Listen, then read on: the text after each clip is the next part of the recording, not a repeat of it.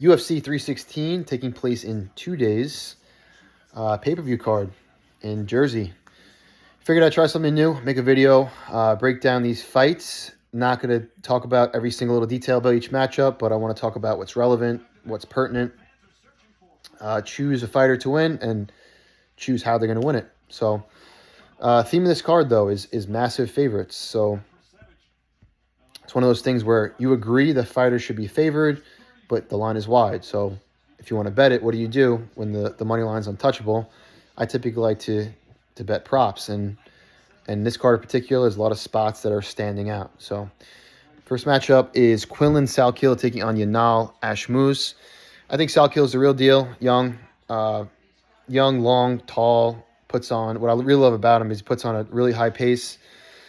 Can chain wrestle, and Yanal is not a bad fighter, but I have seen him taken down pretty easily in the regional scene, and I think he would have lost that fight if the other guy didn't gas. Then he finished him later on. I'm going to say Salkiel wins the decision. I think Ashmouz will stay defensive enough to survive until the full 3 rounds. Other than that, it might be a submission, but I'm going to go Salkiel via decision. You taking on Saragi. Don't think Saragi should be in the UFC. I don't think he's good. He's obviously a massive underdog here, but he's not good defensively anywhere. He's a dangerous fighter, but doesn't have good striking defense. Not a good grappler. And this guy, looks solid on tape. You never want to back a debuting UFC fighter at massive chalk, but I think he wins here. He's aggressive, has good striking, can wrestle in his own right. And I think he finishes Saragi at some point, probably within 2 rounds. I will say knockout. Next is Ariane Lipski taking on Kang Wang.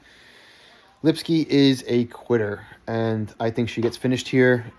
She's making improvements, but Kang Wang is good. She really is. Good distance management, really good striker. She's big, has power. I think she cracks Lipski on the feet. You know what Lipski does, which is entertaining, is she throws in combination, but she leaves herself to be hit. And I think Kang Wang's going to crack her and then finish her on the ground or just knock her on the feet. So Wang via submission.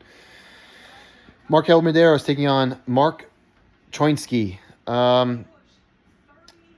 Medeiros, you just can't trust him at chalk. I actually had Oki last week in their previous fight, and I like that spot for Oki a lot. Medeiros pulled out. He had some funky illness he had to pull out from. Not a good sign. He's coming back quick. Choinsky, he seems a little undersized to me for the division.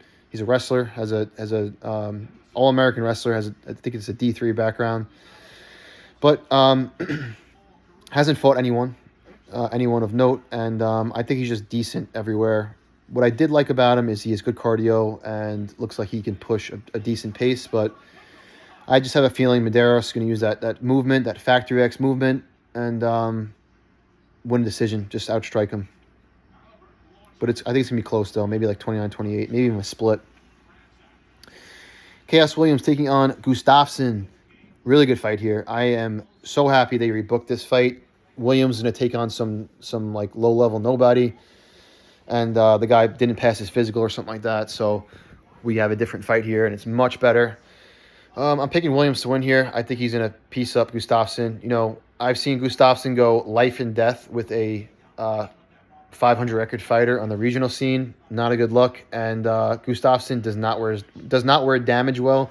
He's tough, but the dude's definitely broke his nose like 10 times or something like that. Chaos Williams is more proven, better level of competition. He's more durable. I think he has more power. He's younger. I think he's more athletic. And, Gustafsson, you can get away with being reckless in the regional scene and like a grinder and just holding on to people and just bullying them. But once you get to the UFC, you can't pull that shit. So Williams, I think he knocks him out. Good fight, though. Sergey Spivak taking on Where's Waldo Acosta. Another good fight. I'm going to pick Acosta to win here. Had to wet the whistle a little bit. Acosta is the exact archetype that Spivak struggles with. He's big, he's athletic, he's fast, and he has power. Spivak just doesn't like getting hit. That's really it. And, it's a binary fight. Maybe Spivak can take him down and just bully him. But I think that Acosta's tough. He's not going to quit. Spivak will quit.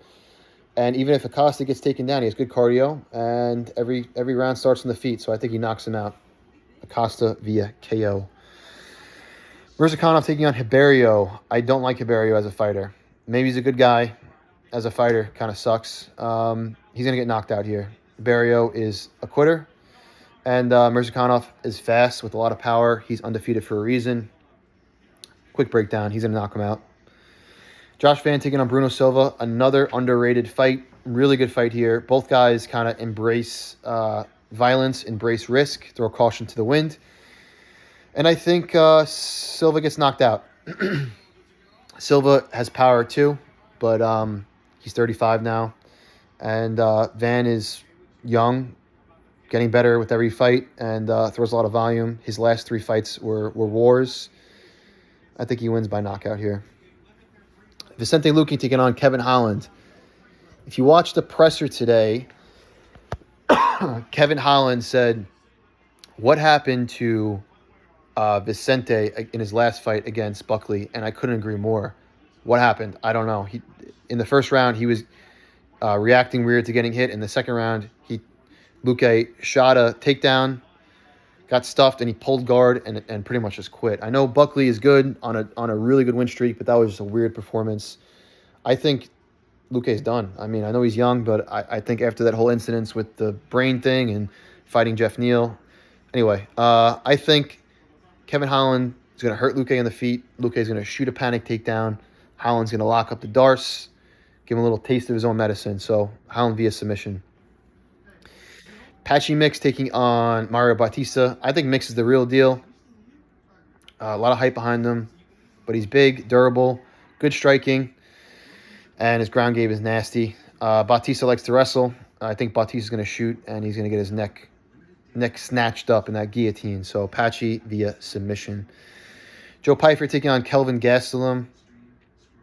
3 rounds for Pyfer. I think he rolls here. I think he's the rightful favorite. Gastelum, he's young, bit of an inflated middleweight, and been in a lot of wars. Pyfer is younger, fresher, and it's a good matchup for him, I think. So Pyfer, I'm going to say knocks him out. Pyfer via knockout, the first to knock out Gastelum. Gastelum's been in a lot of wars. So Pena versus Harrison, the first title fight of the night. I think Harrison absolutely runs through Pena. Harrison was getting a lot of critique in her last fight because she slowed down a bit, but that was against Ketlin Vieira, who has really good takedown defense. A lot better than Pena, and Ketlin was stuffing a lot of the takedowns, making Harrison work. Harrison got tired.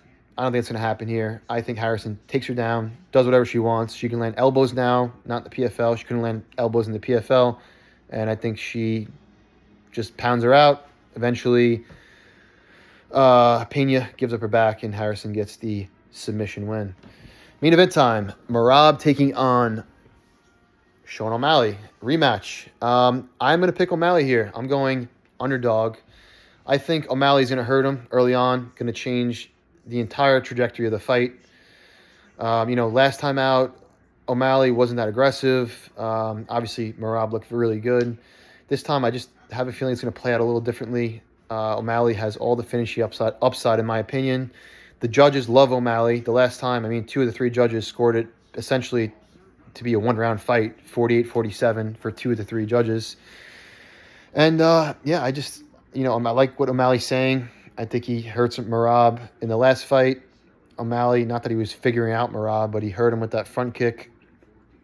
And I think that he's going to implement that a little more. O'Malley, I'll say via decision, a damage-based decision. So that's it. Those are the fights.